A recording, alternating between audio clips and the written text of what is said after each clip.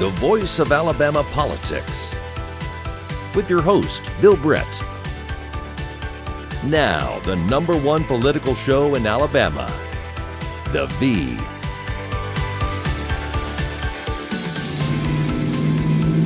Coming to you from the Lee County Courthouse on day 9 of the criminal trial of Michael G. Hubbard. I'm Bill Britt. And I'm Susan Britt. Coming to you for the V, an Alabama political reporter. Susan, Bob Riley, former Governor Bob Riley, was on the stand for 7 hours, most of that under direct examination from Matt Hart. It started out very contentious. It started out really, really contentious. Now, remember, this started last Friday. He was on the stand for about an hour and a half last Friday. And then today, for the first part of the examination by Matt Hart, he was quite combative, you might say, to the point that he was really evasive and kind of bobbing and weaving the questions and didn't really want to answer. He was bobbing and weaving like Muhammad Ali. He was bobbing and weaving. Unbelievable. It got so bad that Matt Hart had to bring out his grand jury testimony. Let's look at it. Yeah, let's look a little bit, back it up a little bit.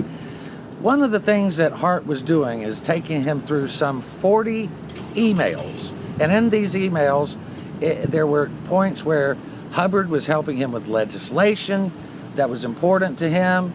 There were times when he was asking Riley again for a job. And then Riley started promising him that he was going to help him. He thought he had a bulletproof solution.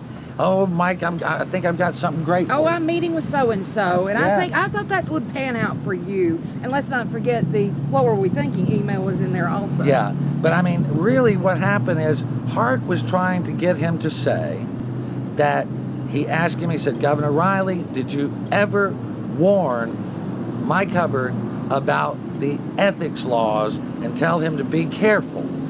And he said he couldn't remember. He said he couldn't remember. He didn't really understand the question, and he kept wiggling and turning and wiggling, and Baxley kept objecting about the word warn. I mean, it just really got... Yeah, I mean, it got really technical about what the word warn means. It's like, sort of like what is. Yeah, something like that. But finally, Matt Hart had enough. He grabbed his grand jury testimony. He said, I want you to look at this page, and I think it will refresh your memory. Riley just read it was a long period of time. Yeah, he wasn't reading out loud, he was reading to himself. Right. And he finally said, Matt said, have you finished that? And he said, yes. And so Hart said, is your memory refreshed? He said, yes. And so then he said, okay, I'm going to ask you this question one more time. And this is like the 6th time. It's about the 6th time or 7th, somewhere. He said, did you ever warn Mike Hubbard about the ethics laws? And Riley went, yes. And then he blurted out, but you're taking it out of context, just like you did in the grand jury. Yeah, and that's when Hart immediately went back to his desk and called for the judge to allow him to introduce Riley as a hostile witness.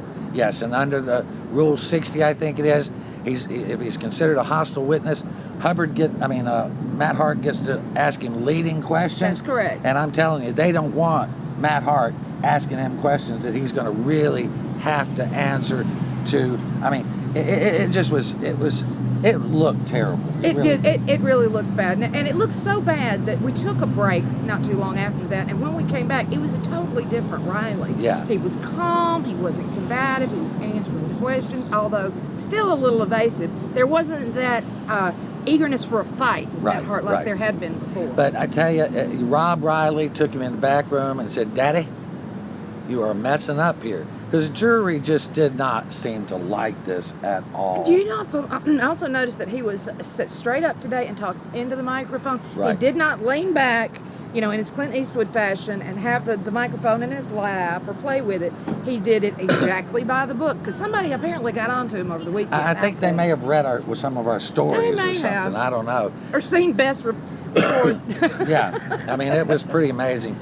Again, the substance of the emails more or less broke down into those areas of him helping, Hubbard helping him with legislation, and then him promising Mike that he was helping. It's the same old thing. like with Will Brook last week. Here, I've helped you with this, but now can you help me with a job? Right. It is the same pattern. Right. They're mixed up, and even I believe was it Steve French who said this is just the way it's done. Right. You know, you do the business of the state, and then you stop and pause. Then you and ask him for a favor. Yeah. Well, I like thought that. it was very interesting that they began cross-examination by Bill Baxley, and Bob Riley had total recall. Oh, it was perfect recall. He answered the questions quickly. He didn't have to. He didn't even do what they call the Riley pause. You know, and then answer the question, which is what known in the Capitol Press Corps as the Riley pause. He didn't even do that for Bill Baxley. Well, I tell you, one of the interesting things is when Bill Baxley asked Riley,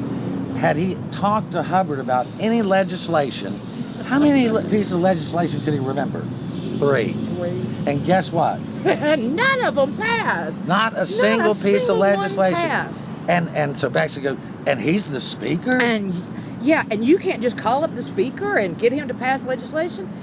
I think they may have both had a bit of a memory lapse. What do you think? Yeah, I think so. I mean, I don't know. It's the Accountability Act, the SGOs. Yeah, they didn't remember the Accountability Act. They didn't remember the SGOs. Yeah. They didn't remember the deal he got for the airplane business down in Mobile. They didn't the mansion bill they got for Patsy. Yeah. They didn't remember anything. Oh, but Patsy did that. He didn't have anything to do with it. Right, Remember? that was Patsy. Patsy's a great lobbyist. He'd be shocked if Patsy didn't call. But Baxley, we can see where Baxley's going. He's asking about Craftmaster. Was it a great company? Did they use it beforehand? And he also said that he asked who made the decision to use Craftmaster and Auburn Network. He said it was between Riley, Mike Hubbard, and Del Marsh, which directly contradicts 3 or 4 other witnesses. Yeah, John in Ross this said case. that everybody was for it, but Mike made the decision. Several other people said that. I think Del Marsh would just as soon his name not have come up today. I think so. He definitely wants to get out of this battle. People keep asking us, is Greg Wren going to testify? Is Farrell Patrick going to testify? We don't know. That's just a short answer. The other thing was that when he went, the president of Auburn University called With IMG. Auburn University, with Auburn University, the president of Auburn University called IMG to try to save Mike Hubbard's contract with them, which apparently did more harm than it did good. Well, and this guy who owns hospitals, this Wayne White, he called too. Wayne Smith. Wayne Smith. So anyway, you've got the president of Auburn interceding on Mike's behalf for him to keep his job. I mean, this guy has got some real.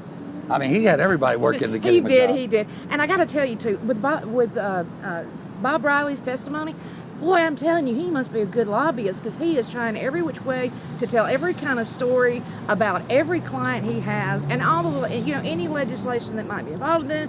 And my favorite of the day, when Matt Hart questioned him about Mike Hubbard writing something to the Department of Revenue in the state of Alabama and made reference to Riley's client might have the same problem.